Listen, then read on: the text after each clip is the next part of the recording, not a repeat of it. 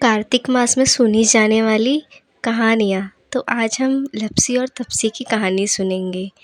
एक लपसी था और एक तपसी था। तपसी हमेशा भगवान की तपस्या में लीन रहता था।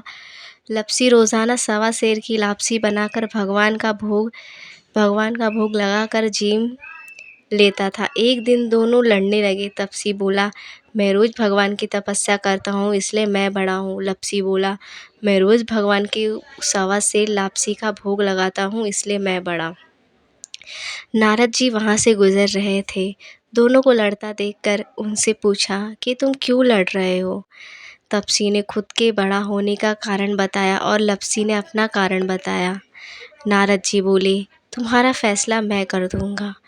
दूसरे दिन लपसी और तपसी नहाकर अपनी रोज की भक्ति करने आए तो नारद जी ने छुपकर 1.25 करोड़ की एक एक अंगूठी उन दोनों के आगे रख दी। तपसी की नज़र जब अंगूठी पर पड़ी तो उसने चुपचाप अंगूठी उठाकर अपने नीचे दबा ली। लपसी की नज़र अंगूठी पर पड़ी लेकिन उसने ध्यान नहीं दिया। भगवान को भोग लगाकर लापसी खाने लगा। नारद जी सामने आए तो दोनों ने पूछा कि कौन बड़ा। तो नारद जी ने तपस्या से खड़ा होने को कहा।